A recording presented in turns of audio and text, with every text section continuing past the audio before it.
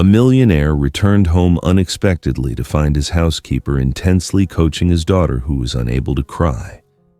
He immediately let the housekeeper go, but just a few days later, he was filled with deep regret over the decision. The black Lincoln pulled up to the gate of the mansion in the suburbs of Washington. Richard Hale stepped out, adjusting the lapel of his suit jacket, even though no one was watching. The watch on his wrist showed 2 o'clock in the afternoon. He was 3 days ahead of his business trip schedule.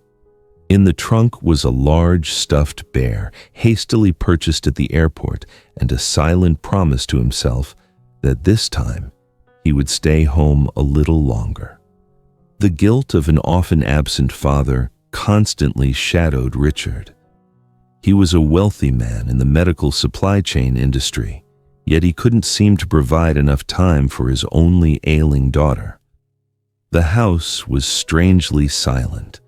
Usually at this hour, soft jazz music would be playing through the ceiling speakers, or the sound of the TV in the living room would fill the space. But today, a profound stillness blanketed everything heavy and dense. Richard skipped calling the house manager. He walked directly toward the first-floor den, which he had spent thousands of dollars converting into a compact physical recovery room for Emily. The door to the room was slightly ajar. A strange sound escaped, gasping breaths.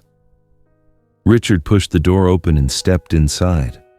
The sight that greeted him caused the vitality within him to seemingly freeze. Emily was being held securely on the specialized standing frame. Margaret Lewis, the woman with the stern face whom Richard had trusted with his daughter's care, was firmly bracing both of Emily's hands against the support bar. Emily, small and frail in her oversized workout clothes, was trembling intensely. Her head was slumped onto Margaret's shoulder. Her forehead was soaked with perspiration, and stifled sobs were trapped in her throat, unable to break free. In Richard's eyes at that moment, there was no concept of physical therapy or gravity assistance. He only saw a strong woman imposing restraint on his fragile daughter. "Take your hands off her!" Richard yelled, charging forward like a whirlwind. He didn't wait for Margaret to react. His large hand forcefully brushed her arm away from Emily's shoulder. Margaret lost her footing, stepping back, her hip impacting sharply against the nearby medical supply table. A metal stopwatch tumbled to the tiled floor, shattering completely. The hands of the watch flew off, lying scattered next to shards of glass. Richard knelt down, wrapping Emily in a protective embrace. Her body was rigid cold to the touch, even as perspiration streamed down her. Margaret stood up, gently rubbing her aching hip, but her voice maintained a calmness that only further infuriated Richard. "Mr. Hale, what on earth are you doing?" Richard lifted his head, his eyes showing profound strain and agitation. He tightened his grip on his daughter's shoulders, feeling her heartbeat racing as if trying to break free from her chest. "Just look at her. She can barely breathe. I hired you to provide care, not to inflict suffering. Emily needs to move past this point of endurance. Her muscles won't recover if we simply yield to fatigue." Margaret took a step forward, intending to offer an explanation. "If we stop now, all the effort from the beginning of the week will be wasted."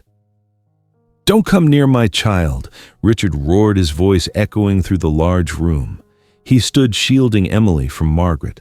The patience and polished demeanor of a successful businessman had vanished, replaced only by the instinctive protective urgency of a distraught father. "I don't want to hear any more of your medical theories. Look at her, she's so frightened that she can't even find release in tears." Margaret looked at Emily. She opened her mouth to say something, but saw the deep resentment in Richard's gaze. She knew the opportunity for dialogue was closed. Richard pointed toward the main door. "Gather your belongings. You have 15 minutes. You are making a big mistake, Richard. You don't understand her recovery rhythm." Margaret's voice lowered, not in plea, but in warning. I said get out of here immediately. If I see you on this property after 15 minutes, I will contact law enforcement with a report of improper conduct." Margaret looked at him, then at Emily, who was now huddled on the sofa. A flicker of genuine sadness crossed the older woman's eyes. Without another word, she bent down, picked up her handbag, stepped over the fragmented stopwatch, and headed straight for the door. Silence returned to the space, but this time it was infinitely colder. Richard turned back, kneeling in front of his daughter. He tried to manage a smile even though his facial muscles felt taut. He gently brushed the perspiration-matted strands of hair from Emily's forehead. "It's okay, Em. Daddy's here now. She's gone. No one will compel you to stand when you're in discomfort anymore." He waited for a comforting embrace, or at least a look of relief from his daughter, now that her warden had departed. But Emily did not look at him. Her large, round eyes were fixed firmly on the floor where the broken stopwatch lay. Emily's tiny hands were still clenched in the air, her fingers pale, rigid, maintaining the exact posture as if still clinging to an unseen support bar. Her lips moved very faintly, the sound lost in the large room. Richard leaned his ear close, hoping to hear his name. But no. "Not done," Emily whispered, her body still trembling in small spasms. "The counting isn't over yet." It took Richard nearly 40 minutes to accomplish what Margaret usually finished in 15. Emily sat motionless on the edge of the bed, her legs dangling, not touching the floor. Her fingers had not stopped their slight tremors, even though the afternoon's distress seemed to have receded deep inside, leaving behind a shell of numbness and emptiness. Richard fumbled with the closet. He realized he didn't know whether she preferred the silk pajamas or the cotton ones with bears on a cool night like this. He grabbed a light blue top at random, his movements awkward like a nervous first-day intern. "Come on, give Daddy your arm." Richard spoke, but Emily didn't react. She was like a porcelain doll with its winding mechanism removed passively, letting Richard lift her thin arm. As he slid her arm through the sleeve, his rough fingers brushed against her wrist. In the dim, warm light of the nightlight in the corner of the room, a faint red mark appeared on Emily's pale skin. It wasn't dark or swollen, just a slight circular impression around her wrist, the residue of having been held too long. Richard paused. His breath caught in his chest. In his mind, the image of Margaret bracing his child against the frame reappeared more vivid and harsh than ever.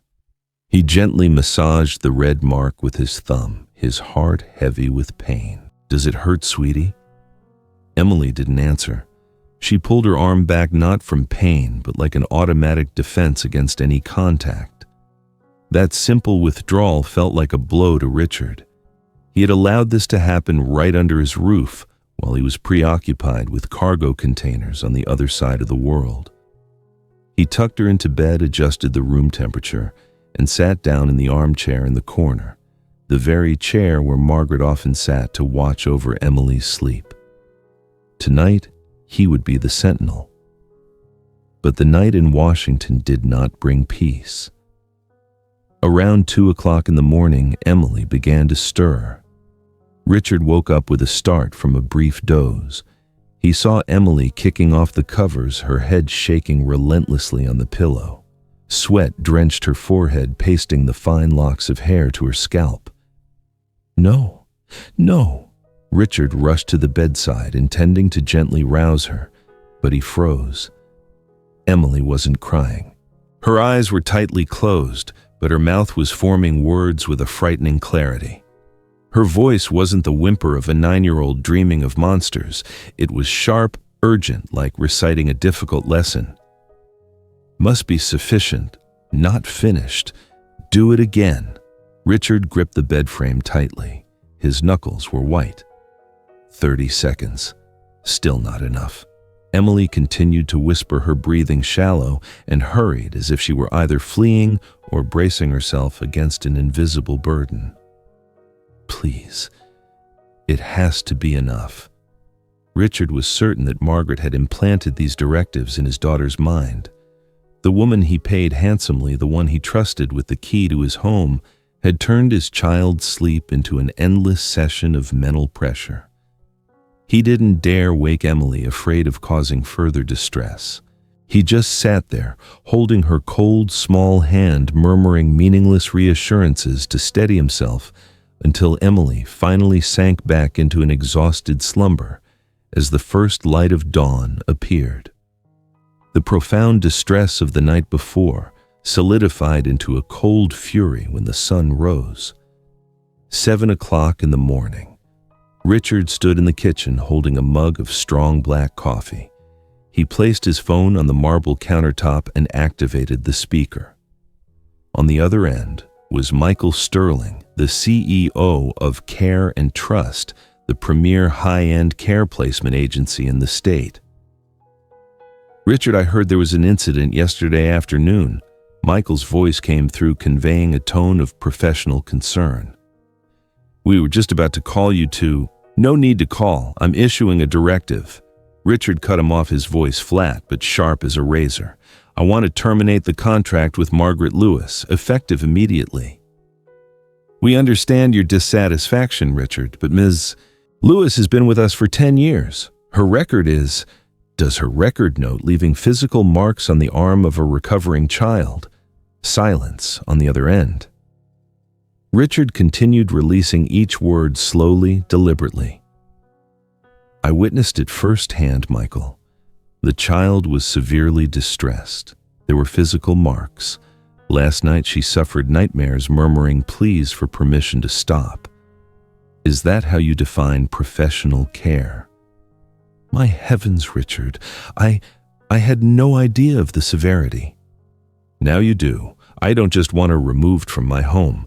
I want to ensure that no family in Washington or anywhere your company operates entrusts their children to that woman again. Do you understand my meaning?" It was a clear threat. Richard was a VIP client, and his word carried enough weight to compromise the agency's reputation. He was leveraging his influence to potentially end a person's career, believing this to be justice. "I understand, Richard." Michael's voice dropped. "We will initiate the process for ethical violation dismissal. She will be placed on the federal system's registry of ineligible caregivers. She won't be able to practice as a private nurse again." "Good. Send confirmation documentation to my assistant before lunchtime." Richard hung up. He drained the cup of cold coffee. A sense of resolution crept into him. He had sought redress for his daughter. He had eliminated the perceived threat. He was the dedicated father, the family's protector. Thud.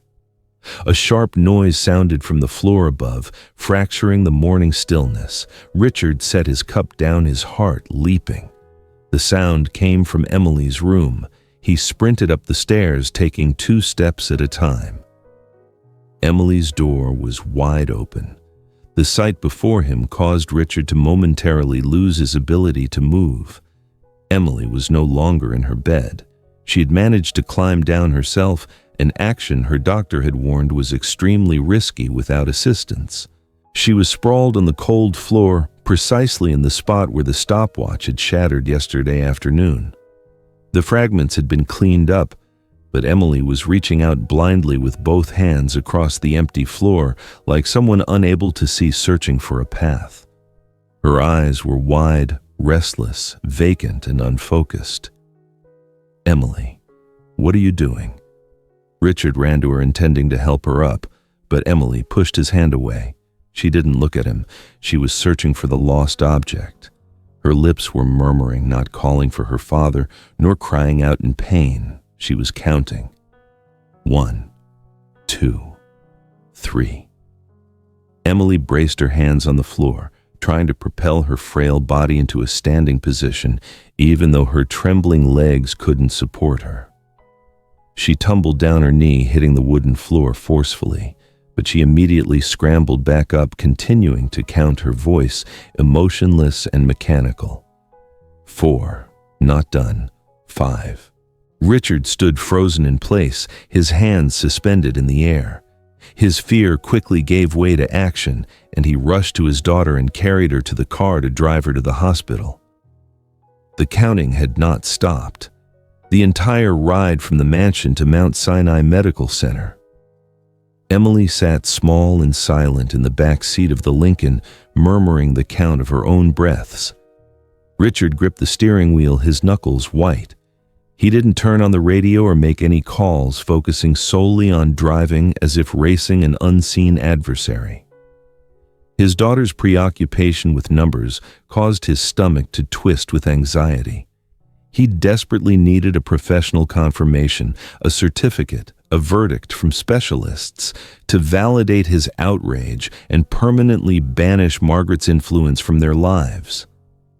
The private clinic was located on the top floor of the glass building, reserved exclusively for VIP clients with maximum insurance coverage.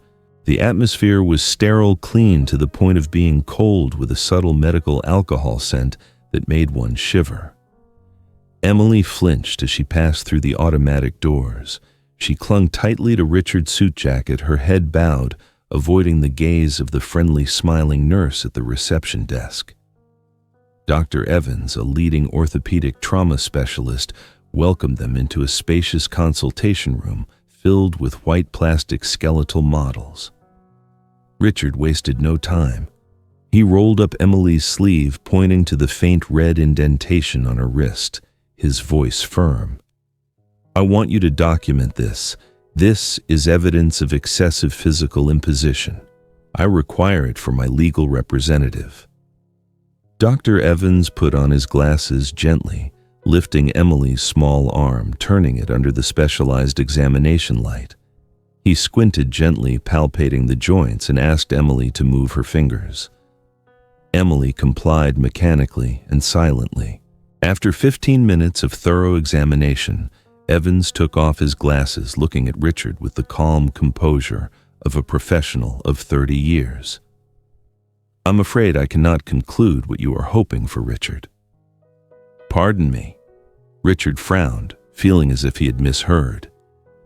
"Don't you see that red mark?" "I do. But that is an impression mark caused by skin friction, which is common when using support straps or when a physical therapist must maintain a patient's stability to prevent a fall." Evans pointed to the newly displayed X-ray on the screen. "Look, there is no soft tissue damage, no hairline fractures, and no subcutaneous pooling of fluids. Her joints are entirely normal. In fact, her range of motion is better than at her checkup 6 months ago." Richard jumped to his feet, the chair scraping loudly against the floor. Are you suggesting it is normal for my daughter to be held so tightly she couldn't breathe? Do you realize how distressed she was?" "I am a trauma physician. I communicate based on what the patient's body indicates." Evans responded calmly, entirely unfazed by the tycoon's anger. "From a medical standpoint, there are no signs of physical mistreatment. If you wish to identify the source of her distress, you should visit the room next door. That falls under the psychology department's area of expertise." Richard led Emily out of the room, a bitter taste of disappointment in his throat. He trusted his own eyes, but clinical science refused to corroborate his claim. The psychological assessment followed immediately in a cozier room decorated with a soft rug and plush toys. Dr. Sarah Miller, a middle-aged woman with a gentle voice, sat opposite Emily. Richard sat in the corner of the room, observing through a one-way glass panel, his heart full of hope that here the true story would be revealed. "Emily, can you choose a toy that you like?" Sarah asked. Emily sat as still as a statue, her hands neatly placed on her lap, her eyes fixed on the sun-shaped wall clock. "Do you feel scared of anyone? If so, you can point to these pictures." Sarah presented a series of cards: a stranger, a family member, a doctor, and a drawing symbolizing a caregiver. Richard held his breath. "Point to her, sweetie," he urged silently. "Point to the image of that woman." But Emily did not move. After a fruitless hour, Sarah came out to meet Richard. She held the folder of reports under her arm, sighing.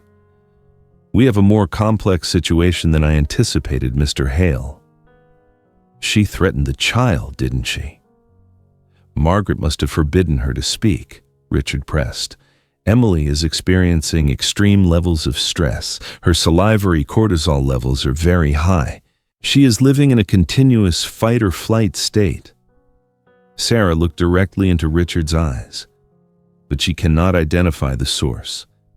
When I asked about the previous caregiver, her heart rate did not spike in the way a typical fear response would manifest. What does that mean? It means I cannot document in my report that Ms. Lewis is the cause. Emily's silence creates a legal void. You have no victim statement and no direct psychological evidence. Everything is purely conjecture. Richard left the clinic with a thick but ultimately useless file of reports. There was nothing to legally implicate Margaret. There was nothing to justify his actions in dismissing her that morning. On the drive home, doubt began to insinuate itself into his mind like a creeping shadow. Could Evans be right? Was I overly sensitive? But instantly the ego of a successful man dismissed the thought. No, they are outsiders. They did not see Emily's eyes at that moment. They did not hear her counting in her sleep. The system had failed. Medicine had failed. Richard decided he would resolve this situation on his own. Upon arriving home, Richard guided Emily into the therapy room.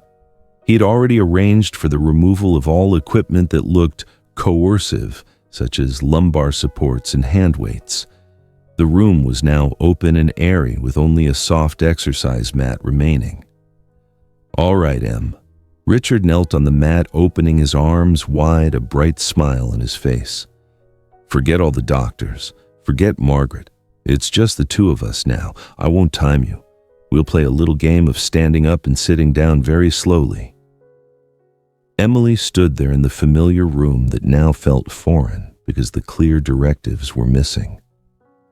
"Come over to Daddy." Richard moved closer, gently placing his hands on his daughter's waist, intending to assist her in standing up the way he had seen in movies full of warmth and encouragement. Richard began to urge her, his voice louder, carrying his frustration and helplessness. The only reply was absolute silence. Emily squeezed her eyes shut, biting her lip so hard it drew a small bead of blood, ensuring no sound escaped. She had slammed the door on communication. There was no counting, no crying, only a cold, stark refusal. Richard released his grip.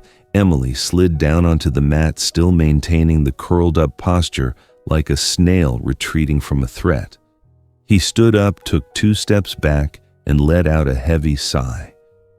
As the father stood powerless before the tightly shut door to his daughter's heart, he inadvertently made way for a calculating savior to enter.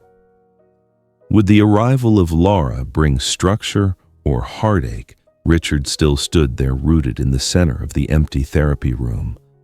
He watched Emily curled up, refusing any connection with the outside world. The doorbell rang, sharp and abrupt, tearing through the heavy atmosphere in the house. Richard startled. He glanced at his watch. He had no scheduled appointments. He walked to the door, quickly signing for an envelope handed over by the delivery person. The outside of the envelope was marked with a red stamp, "Confidential, St. Jude Private School." Richard's hand trembled slightly as he tore open the package. He pulled out the letter. The black text danced before his eyes. "Dear Mr. Hale, we note that Emily's social anxiety has exceeded an acceptable threshold. She frequently hides in the restroom during life skills class. Specifically, she exhibits uncontrollable shaking when she hears the bell signaling the end of a timed activity." Richard quickly scanned down to the end. The bolded sentence hit him like a bucket of cold water. Should this situation not improve within 7 days, the school will be obliged to report to Child Protective Services to request an independent assessment of the home environment. 7 days. The letter slipped from Richard's fingers, fluttering down to the hardwood floor. Authorities, independent assessment. These words meant they would scrutinize his life, examine his frequent absences, and worst of all, they could remove Emily from his care. Blast it all. Richard ran his hands through his hair. He needed to prove them wrong. He needed to show he could care for his daughter. The next 2 days were a disaster. Richard tried to manage everything himself, but his phone refused to stay silent. Calls from partners in Tokyo, urgent emails from the Seattle warehouse kept interrupting Emily's meal times. The kitchen floor was littered with bits of charred toast. On the counter, a box of cold pizza sat next to an open bottle of anti-anxiety medication that had not yet been taken.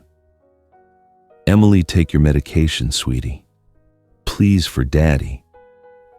Richard clamped the phone to his shoulder, holding a glass of water in one hand and the pill for his daughter in the other.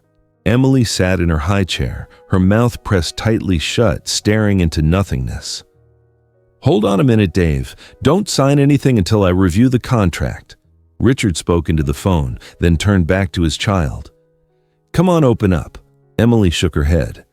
The pill dropped to the floor, rolling under the table. Richard slammed the water glass into the sink. Water splashed onto his expensive suit. "I don't know what to do with you anymore." He slumped his head onto the dining table right next to the greasy pizza box. Emily's quiet sniffle sounded tiny, but striking his conscience like a heavy hammer. He was failing.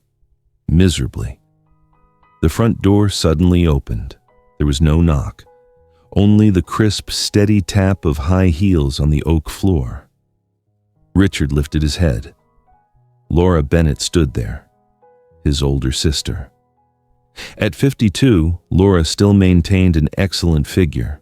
She wore a perfectly pressed ash-gray business dress, her hair pulled into a severe bun that highlighted a wide forehead and sharp eyes that always seemed to be searching for fault. She offered no greeting. She slid her index finger across the dusty entrance table, then surveyed the chaotic mess in the kitchen. Her gaze settled on the cold pizza box and the pill under the table. "Are you planning to raise the child on garbage in this disarray, Richard?" Richard stood up hastily, turning off his phone. "What are you doing here? I don't recall inviting you." "If I waited for your invitation, the child would likely have been placed in an institutional setting by now." Laura walked into the kitchen, picked up the pill from the floor, wrapped it in a napkin, and tossed it into the trash. Her movements were swift and decisive. "The school called me. They said you weren't answering. I was handling it. I just needed a little time." "Time is what you don't have," Laura cut him off. She walked around the table, standing in front of Emily. "Look at her. Hair unkempt, dark circles under her eyes. You were right to dismiss Margaret. That woman was too heavy-handed. But you're a brilliant businessman, Richard, but you are a poor father." Richard was speechless. The raw truth was painful. "She won't eat. I've tried everything," Richard weakly countered. Laura scoffed. She didn't say anything more to Richard. She pulled up a chair and sat opposite Emily. She offered no cooing or pleading. "Emily Hale." Laura's voice was not loud, but it was cold and sharp. Emily started looking up at her aunt. "Sit up straight." Emily hesitated for a second, then slowly straightened her hunched back. Laura pushed the bowl of soup, the only item still warm on the table, which Richard had reheated 3 times, toward the child. "Pick up your spoon. Finish this bowl. I will not repeat myself." Richard intended to intervene. He was afraid Laura would distress the child just like Margaret. "Laura, don't force her." Laura raised a finger, signaling Richard to be silent without even looking at him. Her eyes remained fixed on Emily. "Eat." Emily picked up the spoon. Her hand trembled. She scooped a spoonful of soup, brought it to her mouth, and swallowed. Then, a second spoonful. A third. She ate mechanically, her eyes never leaving Laura's severe face like a soldier under the fearful command of a superior. Within 5 minutes, the bowl was empty. Richard watched stunned. He had spent an hour pleading in vain, and Laura had succeeded in 5 minutes. He didn't see the fear in his daughter's eyes. He only saw the result Emily had eaten. Laura stood up, dusting off her hands as if she had just completed a trivial task. You see, the child doesn't need your sentimental affection. She needs discipline. She needs structure. Something you with your head full of business figures can never provide. Richard sank onto the sofa. He was exhausted. 2 sleepless nights and the fear of losing his daughter had worn down his will. "What do you want?" Richard asked, his voice hoarse. "I will move in here," Laura declared, not offered. "I will restore order to this house. You handle the money and the lawyers from the school. I will focus on shaping Emily. I guarantee that in a week the school will have no reason to bother you." It was a lifeline, a rigid lifeline, but the only one Richard had right now. He looked at Emily, who was dutifully wiping her mouth with a napkin, an unusually structured action. He needed to protect his custody rights. He needed time to save his company, which was struggling due to his recent inattention. "Agreed," Richard nodded. "But don't be too severe with her." "You are confusing severe with structured," Laura corrected. Laura held out her hand. "Give me the spare key and her medical records. From now on, I will manage everything related to doctors' medication and schedules." Richard hesitated. He felt like he was signing a high-stakes contract, but looking at the cluttered kitchen and Emily's vacant eyes, he knew he had lost. He led Laura to his study. Richard opened the drawer and took out the master key set, the one that could open every door in the mansion, including Emily's bedroom. He placed it in Laura's palm along with the thick folder of medical reports. The feel of his sister's cold hand touching his own sent a slight shiver down Richard's spine. "Thank you, Laura." Laura grasped the keys tightly. A brief glint of satisfaction flashed in her eyes too quickly for Richard to recognize it as the pleasure of someone who had just seized control. "You should leave now. I need to get organized here." Laura turned, walking directly toward Emily's room. She passed Richard, the scent of her expensive but heavy perfume assaulting his senses. She entered the room and did not look back at the father standing alone in the hallway. Click. The door to Emily's room shut firmly right in front of Richard. As soon as Richard departed for a short business trip to Seattle, Laura Bennett wasted no time. She stood before the central security panel, her finger quickly tracing the touchscreen, deleting all the old access codes. The fingerprints of the hourly housekeeper, the emergency number for the family doctor, even Richard's secondary code, all were deactivated. "Safety first," Laura murmured, inputting a new sequence of numbers known only to her. She picked up the landline phone, dialing the number for the Physical Recovery Center. Her voice resonated in the empty living room, not to negotiate, but to issue a decree. "This is Laura Bennett, Emily Hale's authorized guardian. I have reviewed your current regimen. It is far too gentle. We need to double the intensity." On the other end, the therapist's voice sounded hesitant, attempting to explain the endurance limits of a 9-year-old child. Laura did not allow them to finish. "Listen to me. Our family does not pay for you to engage in playtime with the child. We demand progress. If Emily sheds tears, let her. Tears will not break bones. I expect a revised schedule on my desk by tomorrow morning." She hung up the phone abruptly. Silence returned, but this time it was tinged with absolute command. Laura walked around the house. She drew the curtains blocking the bright sunlight from the garden, turning the house into a sealed box. The soft toys, the cloud-shaped pillows that Emily loved, were gathered up and stuffed into large black garbage bags. "These things only create distraction," Laura told Emily, who sat huddled on the sofa watching her little companions being taken away. You need to focus, Emily. Focus generates discipline. In place of the bare walls were charts and schedules. Meal times, sleep times, exercise times, personal hygiene times. Everything was broken down to the minute.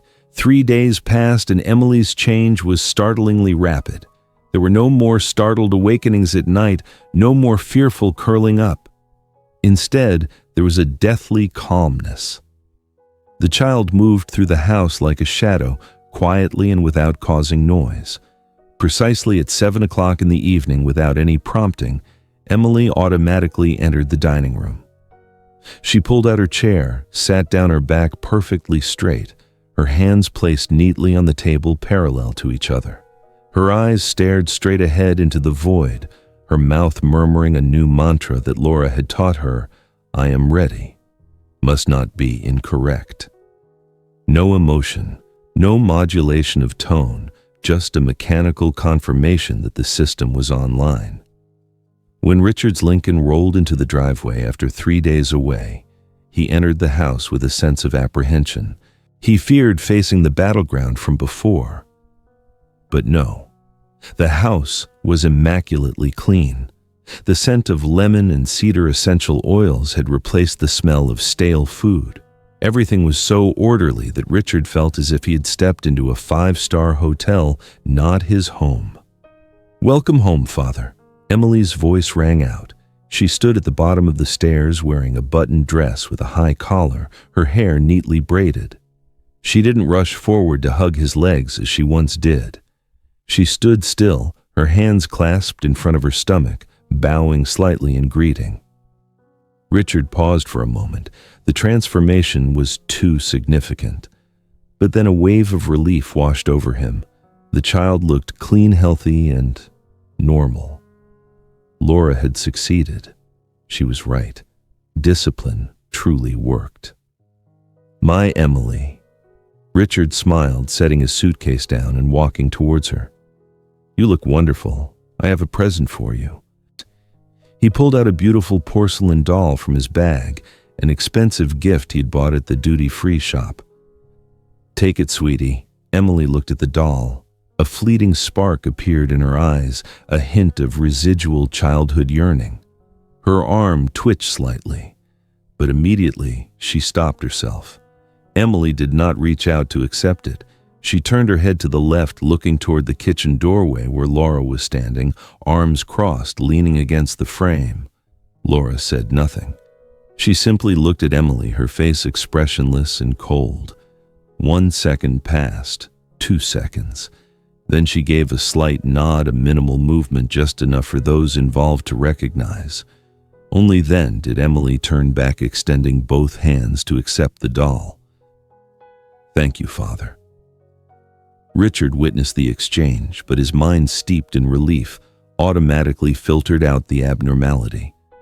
He simply thought his daughter was becoming more polite and seeking guidance from adults. You've done an excellent job, Laura, Richard said as he entered the kitchen to pour a glass of water. I never imagined you could establish order so quickly. You are too soft, Richard. Children are like clay. You must shape them for them to form. Laura replied, her hand running over Richard's phone on the counter. There were some junk messages. I deleted them for you. They were not junk messages. They were voice messages from the classroom teacher. Mr. Hale, I find Emily very odd. She sits in class as if she's emotionally absent, not reacting to her own name being called. Laura pressed the permanent delete button, tossing the phone back to Richard with a casual expression. Focus on resting. I have everything under control here. That evening, Richard felt he should fulfill his duties as a father. He wanted to go in and wish Emily good night. He wanted to ask her about the past few days. 10 o'clock at night, the second-floor hallway was dark, with only a strip of light visible from under Emily's door. Richard approached his hand, reaching for the doorknob. Stop. Laura's voice resonated from behind him, sharp as metal striking metal. Richard spun around, startled. Laura stood there obscured by the shadows, holding a brand new stopwatch, a specialized sports model. The glow from the digital screen cast a spectral blue light on her face. "I just wanted to wish her good night," Richard explained. "It is 10 o'clock in 5 minutes. Laura held up the stopwatch. "Her sleep cycle begins at 10 o'clock. If you go in there, you will disrupt the biological rhythm that took me 3 days to establish. Do you want her to suffer nightmares and vocalize her distress again?" Richard hesitated. The image of Emily crying out, "Not finished, must be enough," haunted him again. He was afraid to face that again. But no buts. Discipline is consistency, Richard. If you truly care for her, let her rest peacefully. Laura smiled. The smile did not reach her eyes. She stood blocking the door, still firmly grasping the stopwatch like a tool of command. Richard looked at the closed wooden door, then at his sister. Weakness and guilt prevailed again. He nodded, retracting his hand. "All right. You're right. I'll go to bed now." Richard turned, walking toward his own room. He did not know that on the other side of that door, Emily was not asleep. She was lying wide-eyed in the dark, her hands neatly placed on her chest, holding her breath, waiting for the sound of her father's footsteps to fade away, leaving her alone with the frightening silence of the new order. The false peace in the mansion lasted for exactly 3 days. Richard was sitting in the glass-walled conference room at his company headquarters, pen in hand, preparing to sign a new vaccine shipment contract.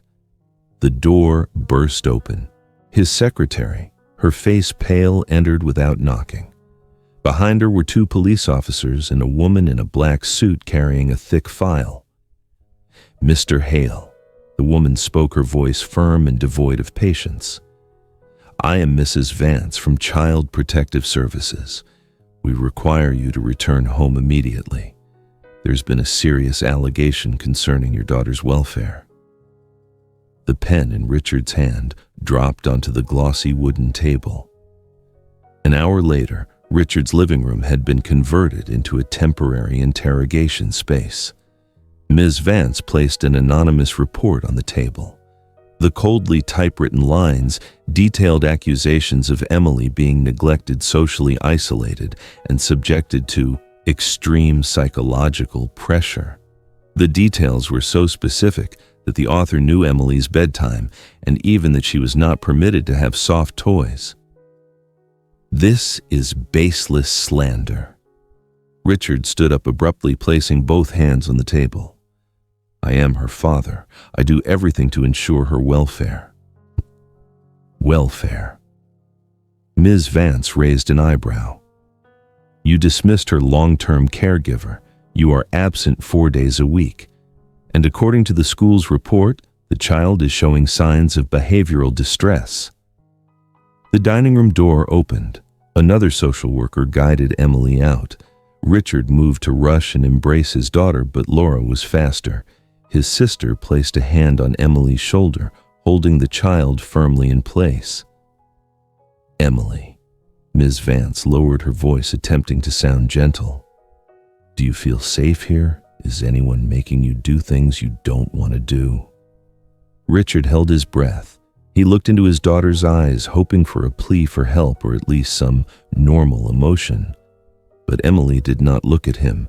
She stared straight into the space ahead, her hands clasped exactly according to the structured rule that Laura had imposed. "I am safe," Emily replied, her voice steady like a broken radio broadcaster stuck on one volume. "Discipline is good. I need to be ready. Must not be incorrect." The entire room fell silent. Ms. Vance jotted something down in her notepad, her frown deepening. That was not the answer of a happy 9-year-old. That was the response of a child who had been programmed.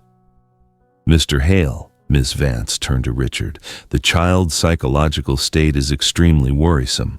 Your presence is inconsistent, and this environment appears to be suppressing her emotions. We are considering placing Emily in temporary state care for an independent evaluation." "No," Richard shouted. "You are not taking her anywhere."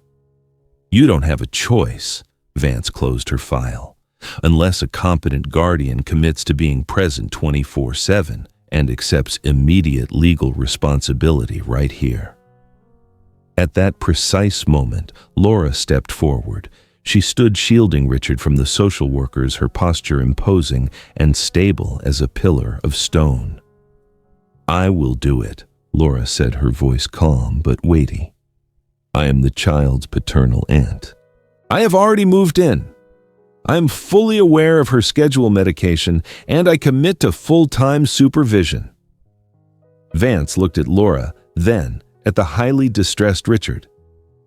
"If Mr. Hale agrees to sign the documentation transferring medical and educational decision-making authority to Mrs. Bennett, we can consider allowing the child to remain," Vance stipulated. Richard looked at Emily, standing frozen like a lifeless doll. He looked at Laura, who was offering the only lifeline available. He had no other option. "Give me the paperwork," Richard said, his voice breaking. He signed his name on the bottom line. The black ink pressed deeply into the paper, officially reducing him to nothing more than a financial provider in his own home. Laura smiled a polite manufactured smile for Ms. Vance. At the same time, outside the mansion's towering iron gate, Margaret Lewis slammed her hand against the barrier. She'd just heard the news from the former gardener. "Let me speak to Mr. Hale." "You don't understand that woman is dangerous," Margaret yelled, trying to see into the yard. The security guard, a new hire by Laura, stepped out, his hand resting on the side of his baton. "Ms. Lewis, Ms. Bennett has issued a restraining order against you accessing this property. If you do not leave immediately, I will contact law enforcement to remove you for disturbing the peace." Margaret stared intently at the magnificent house in the distance. She knew there was nothing more she could do. The gate was securely closed, locking the truth and the vulnerable child inside. That night, Richard sat alone in his darkened study. He didn't dare go to his bedroom, afraid of facing the deathly silence of the hallway. He had literally lost his authority as a father. He powered on his computer screen. Laura had changed all the door codes, but she'd forgotten that the internal security camera system had a backup feed to Richard's server. He accessed the camera in Emily's room. The black and white screen came to life. Emily was asleep, or at least lying still in bed. The door opened. Laura walked in. She did not enter to adjust the blankets. She also did not turn on the light. Laura went to the side of the bed, bending down close to Emily's ear. Richard narrowed his eyes, pressing his face close to the monitor. He saw Laura's lips moving, whispering something. Instantly, Emily, who had been lying perfectly still, violently bolted upright. She didn't rub her eyes or yawn. She sprang up like a coiled spring, sitting ramrod straight, her hands on her knees, her eyes wide open and staring into the darkness, even though no one could see them. Emily sat there rigid while Laura stood beside her, nodding with satisfaction before turning and walking away. Richard shivered. A cold dread ran down his spine. That was not discipline. That was manipulation. And he had just handed the key to his daughter's life to the architect of that fear. Richard could not remain seated any longer. The image of Emily snapping upright like a puppet on a string kept replaying in his mind on the live feed. Something was profoundly wrong, completely wrong. He raced out of the study and down to the basement. The area was stacked high with old electronic equipment technology he had bought and then discarded. He tore through the cardboard boxes, sending dust flying. His hand touched the cold metal casing of an old wide-angle camera. It had once been mounted in the corner of the common area, right above Emily's recovery zone. 2 weeks before, the incident with Margaret Laura had told him it had short-circuited and needed to be removed. At the time, he was too preoccupied with his travels to do more than agree. Richard carried the camera up to his desk. He used a screwdriver to open the protective casing, pulling out the local storage hard drive. He plugged it into an adapter, connecting it to his computer.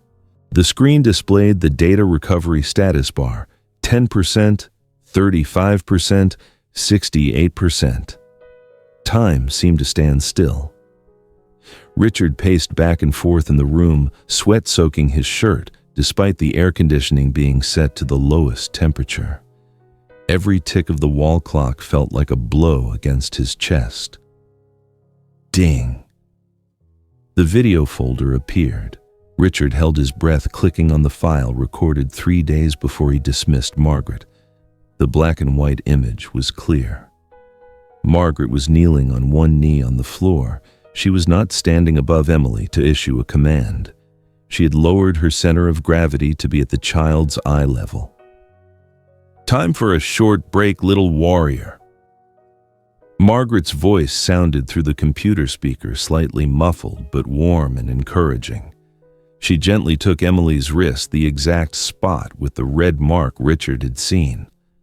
She massaged it softly, rotating the child's wrist to relax the muscles after the intense session. Emily did not pull her hand away. She relaxed, leaning her head trustingly against Margaret's shoulder. Richard buried his face in his hands. A feeling of profound culpability crashed over him like a tidal wave. The impression mark was a sign of restorative care, not abuse. He had sent away the only person who genuinely cared for his child, but the most chilling part was still to come. Richard fast-forwarded to the lunch break times when Margaret was out grocery shopping or preparing a meal. The room was empty. Emily was sitting alone on the mat playing with building blocks. The door opened. Laura walked in. She did not physically harm Emily. She did something far more insidious. Laura pulled a chair close to Emily, lowering her face close to the child. Her index finger tapped a steady rhythm on the wooden tabletop. Tap, tap, tap. The rhythm was identical to the ticking of a second hand. Richard cranked the speaker volume to maximum, attempting to filter out the noise to catch his sister's whispered words. "If you don't finish, Daddy won't come home?" Emily looked up, her expression one of shock. "Only Auntie can keep Daddy here," Laura continued, her finger still tapping. "Must be enough. Not finished. Do it again."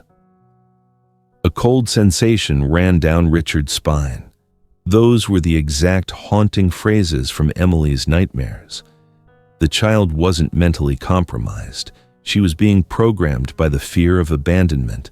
And then the final video clip, the day before Richard returned home. Laura sneaked into the equipment area. She bent down underneath the standing frame, using a wrench to tighten the resistance springs. She increased the difficulty to the maximum setting, a level meant for athletes, not for a recovering child. That was why Emily had trembled so violently and struggled for breath during her session with Margaret the next day. Laura had meticulously set the stage, turning a standard therapy session into a scene of distress, and Richard had fallen into the trap instantly. Richard slammed the laptop screen shut. He jumped to his feet, his hands clenched into fists, trembling with uncontrollable fury. He wanted to storm into the next room, wake Laura up and throw her out of his house immediately. But his steps faltered. His gaze fell upon the paper on his desk. The guardianship authorization agreement. His signature was still fresh. He had granted Laura supreme legal power. If he acted recklessly now, she could call law enforcement, accuse him of losing control, and use that very document to permanently remove him from Emily's life. Squeak. The door to the study slowly opened. Light from the hallway streamed in, cutting through the darkness of the room. Laura stood there in a gray silk nightgown. She didn't appear drowsy at all. Her eyes were wide, cold, sweeping over the recently closed laptop and Richard's pale face. "What on earth are you rummaging through at this hour, Richard?" Laura asked, her voice light, yet infused with an implied threat. "Be careful not to discover things that will keep you awake at night." The raw truth was exposed on the screen, but the antagonist stood right behind him with legal authority in hand. What would Richard do to turn the tables when his daughter's well-being was in critical danger? Richard swallowed hard, the bitter taste of bile rising in his throat. He snapped the laptop shut, using his body to shield the external hard drive still connected. His heart pounded against his ribs, but his face was an intentional mask of impassive calm. Tax audit, Laura. Richard said, his voice slightly rough but convincingly fluent. He held up a stack of old files. The Internal Revenue Service is demanding an explanation for expenditures from 3 years ago. These numbers are preventing me from sleeping. Laura stood at the threshold, her eyes sharp as blades scanned. Richard paused momentarily at the screwdriver on the desk and then returned to him. A hint of suspicion passed, but she simply shrugged. Don't let financial matters affect the atmosphere in the house. Emily needs serenity. She turned on her heel and walked away, the soft slap of her slippers on the wood floor, fading toward the stairs. Richard let out a heavy sigh, the back of his shirt damp with cold sweat. He knew he had narrowly avoided disaster, but time was rapidly running out. Laura was not foolish. She would soon detect something amiss. The next morning, Richard put on a pristine suit and left the house early with his briefcase. I'm going to meet with the legal team about the taxes. I'll be home late. He called into the kitchen where Laura was supervising Emily's breakfast. He dared not look into his daughter's eyes, fearing his distress would betray his plan. His car sped away, but his destination was not the tax office. The family law office was filled with urgency. Richard threw the hard drive onto the desk of Dan, his personal attorney. I need you to review this, and I want an emergency injunction to revoke guardianship drafted before noon. Richard, you signed the authorization less than 48 hours ago. Dan frowned, scanning the documents. Reversing it won't be easy unless the evidence is truly compelling. Just watch it. Then you'll want to have her prosecuted immediately. Leaving the lawyer's office, Richard drove to a rundown apartment complex on the city's east side. This was where Margaret lived. He had never been here before. The narrow hallway, the smell of dampness, and the noise from a neighbor's television made him acutely aware of the vast difference between his life and the woman who had cared for his child. Richard knocked on the door. 3 timid taps. The paint-peeled wooden door opened. Margaret appeared, looking significantly more worn than the last time he had seen her. When she saw Richard, her eyes hardened. She moved to shut the door immediately. Wait, Margaret, please. Richard braced his hand against the door frame, ignoring the pain in his fingers. I have nothing to discuss with you, Mr. Hale. Haven't you compromised my reputation enough? Richard did not attempt to negotiate with money, nor did he stand there with the authority of an employer. Right there in the cluttered hallway in front of the curious stares of the neighbors, Richard Hale knelt down. Both his knees touched the cold tiled floor.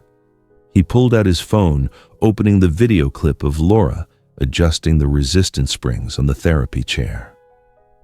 I did not come here to apologize for myself. I was an oblivious fool, a blind, arrogant man. Richard's voice trembled, his eyes red as he looked up at Margaret. But please look at this. Look at what the child is enduring without you. Margaret looked at the screen. She saw Emily being forced to exercise on the sabotaged chair. She saw Laura whispering harmful words into the child's ear. Margaret's hand rose to cover her mouth, tears welling up. My goodness, the child. I need you, Margaret. Emily needs you. Tomorrow's the hearing. I need you to tell them the truth. Margaret looked at the powerful man kneeling at her feet. The hurt she felt was still there, sharp and painful, but the sight of Emily's distress on the screen erased all personal pride. Get up, Richard, she said, her voice choked but resolute. I will be there, not for you, but because I will not permit anyone to harm that child for one more second. The final piece of evidence was at the school. Richard met with the classroom teacher and the school psychologist that afternoon. He placed the audio recording of Laura whispering, "Daddy won't come home," on the table next to a video clip provided by the school's classroom camera. "Listen carefully," Richard instructed. In the classroom video, Emily sat alone in the corner of the room murmuring, "Daddy won't come home, not finished. Must be enough." Word for word match. This is not a symptom of spontaneous social anxiety. Richard looked directly into the psychologist's eyes. "This is deliberate psychological manipulation. My daughter is being programmed to fear." The specialist looked distraught. This precise correspondence was indisputable proof before any medical board. An urgent meeting summons was immediately dispatched under the name Reassessment of Parental Fitness from Child Protective Services, marked as top priority. Richard returned home as dusk settled. Stepping into the foyer, he saw 2 large suitcases neatly placed by the door. Laura was meticulously folding Emily's final garments, placing them into the luggage. "What on earth are you doing?" Richard asked, struggling to keep his voice steady, his hands already clenched. Laura looked up, smiling, as if preparing for a pleasant excursion. "Oh, you're back. I was about to text you. I think Emily needs a change of scenery. I'm taking her to the farmhouse in the country for a few days. The fresh air will be much better for discipline than this noisy city." She moved to zip the suitcase shut. She was attempting to flee. She had sensed the danger. Richard stepped forward, placing his large hand on the suitcase handle, halting Laura's action. He leaned in close to his sister, looking directly into her eyes, which attempted to conceal their sudden shift. "No one is going anywhere, Laura. Let go. I have the authorization. I have the right to determine the child's residence," Laura hissed, trying to pull the handle free. "That paperwork will be worthless by tomorrow morning," Richard stated firmly, each word like a nail driven into the air. "Tomorrow's the day everything ends. You, me, and all the secrets on that broken camera in the basement." Laura froze. The smile vanished, replaced by a cold, malevolent gaze. She released the suitcase handle, straightened up, and adjusted her collar. "You think you can defeat me, Richard? You are just an absent father. And I am the only one keeping that child from a complete breakdown."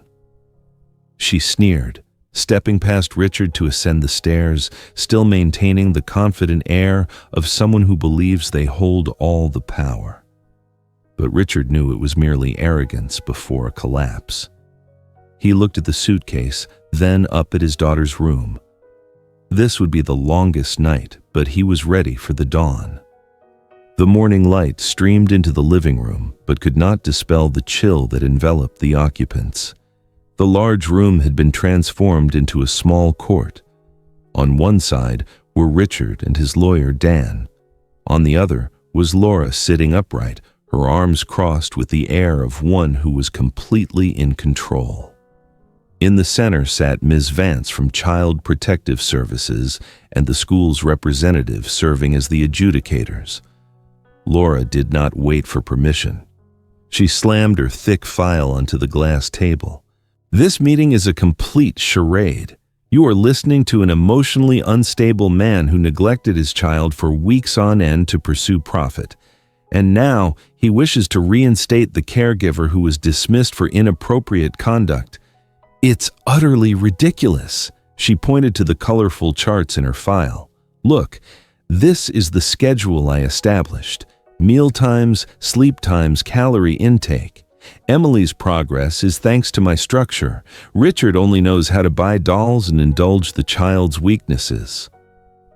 Richard offered no rebuttal. He signaled to Dan. The door opened. Margaret walked in. She was not in a nurse's uniform, just a worn cardigan. In her hands was a leather-bound, tattered notebook. Laura scoffed. "What are you doing here? Are you seeking a financial settlement?" Margaret did not look at Laura. She placed the notebook on the table right next to Laura's glossy file. She opened a yellowed page filled with meticulous handwriting.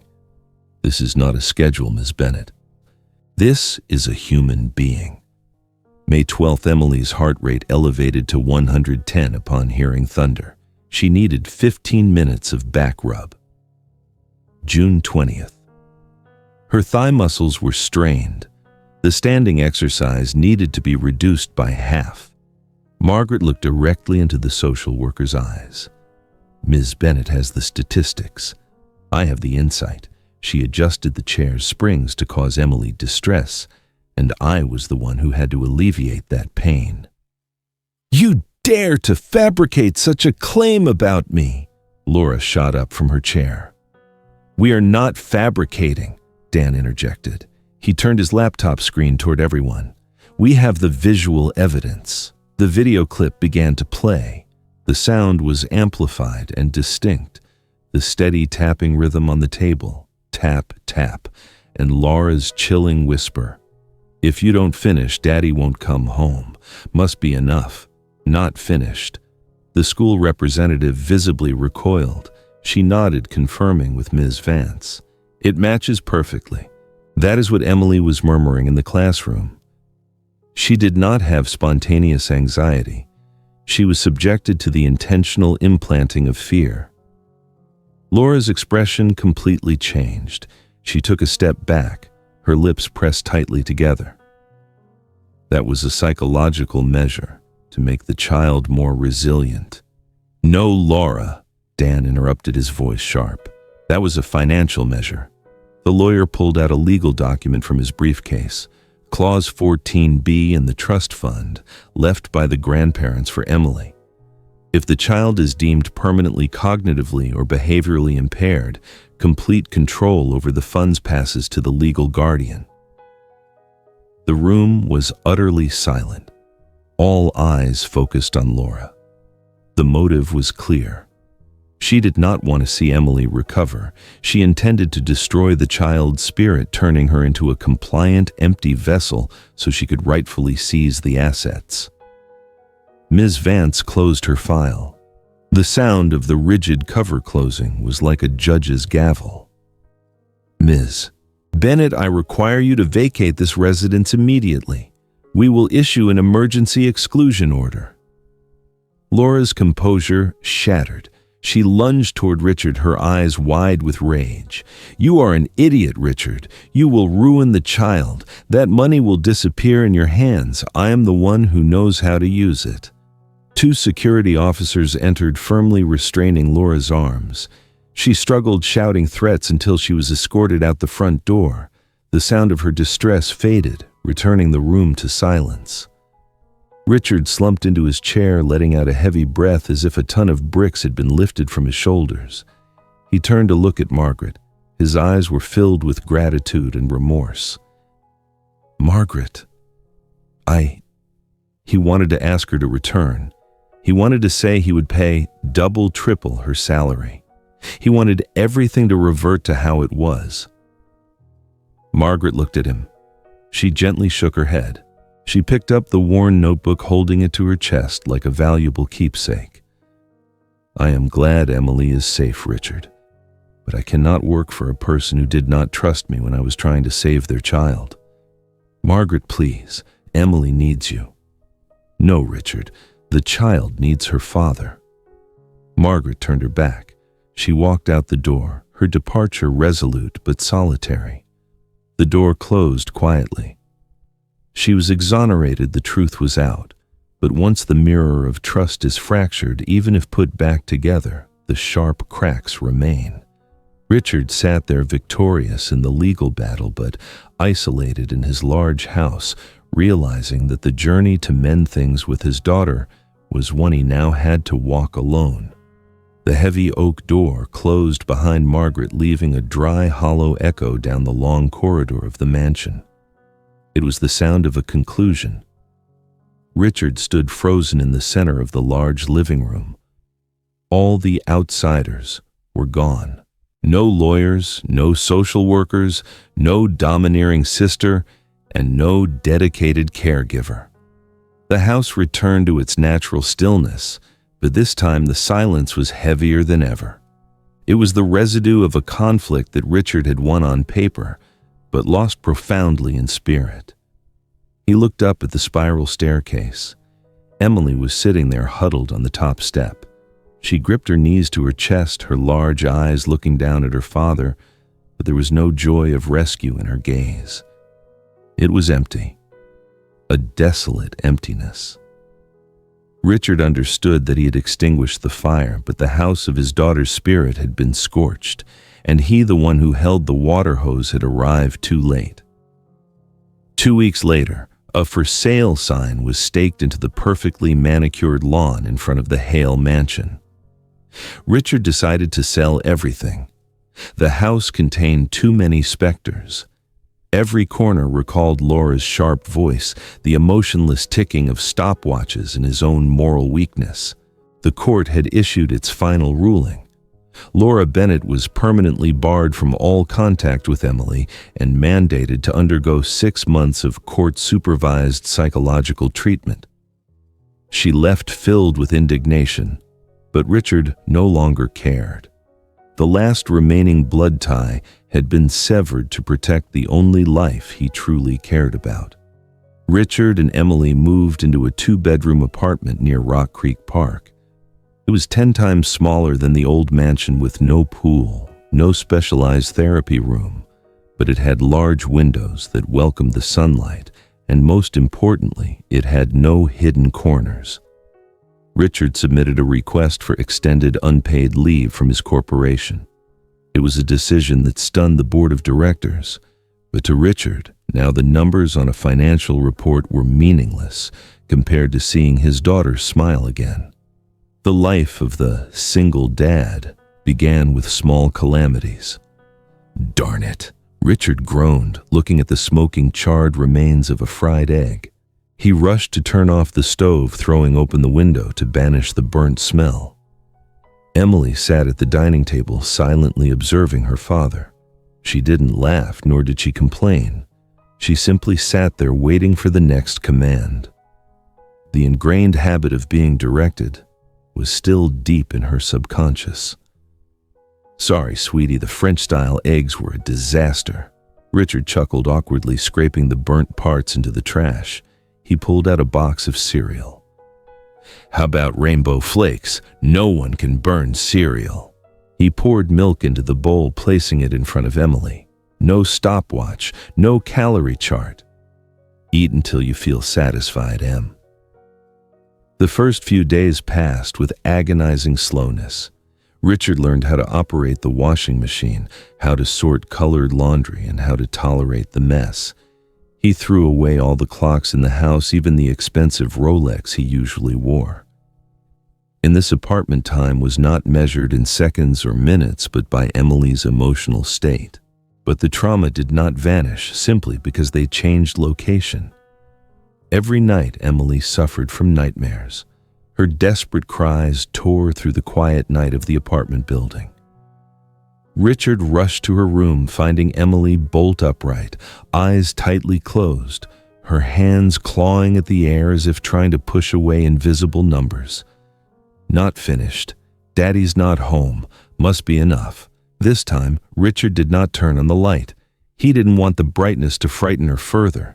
He simply climbed onto the bed, sitting behind his daughter, wrapping his arms tightly around her trembling shoulders. "Daddy is here. I am home now. No one will make you count anymore." He whispered that phrase hundreds of times each night, patiently, like a gardener watering a withered plant, waiting for the day the roots would draw life back in. The recovery was painfully slow. Emily refused to stand. Her legs were medically sound, but her mind had erected a steel barrier. Standing meant pain, pressure, and being yelled at. So she chose to crawl or remain seated. Richard did not pressure her. If Emily wanted to sit on the floor and build Legos, he would lie on the floor to find pieces for her. If she wanted to read comic books all day, he would be the one to turn each page. He became a playmate, not a trainer. 3 months passed. Autumn swept into Washington, painting the trees in the park yellow. Richard found a new physical recovery center that focused on a natural movement approach. There were no modern machines, no soundproof glass rooms, only a large artificial turf area flooded with sunlight and the laughter of other children. That afternoon, the golden sun was pouring onto the practice field. Emily sat on the mat fidgeting with the hem of her shirt. A few feet away, a boy about Emily's age was learning to walk with a support frame, giggling as his father pretended to be a monster chasing him. Emily watched intently. In her eyes, fear began to yield to curiosity. Richard knelt on the opposite side about 10 feet away. He held no toy, no candy to entice her. He simply opened his arms wide, adopting the posture of a safe harbor, ready to welcome a returning ship. Richard called softly. Emily looked up at her father. Richard did not say stand up. He did not say try harder. He just smiled a smile he had practiced in the mirror every night to hide his anxiety. I'm here. Emily looked down at her feet. Then she looked at the boy who was laughing. An intense internal conflict played out on her small face. The memory of the therapy chair and the ticking clock rushed back, but it was immediately overshadowed by the image of her father lying on the floor building Legos. Emily braced her hands on the mat. Richard's heart seemed to stop. He wanted to rush over to help her, but he held back. He had to let her decide for herself. This was Emily's battle. He was only the support system. Emily grabbed hold of the low wooden bar next to her. Her small fingers squeezed tight, turning white.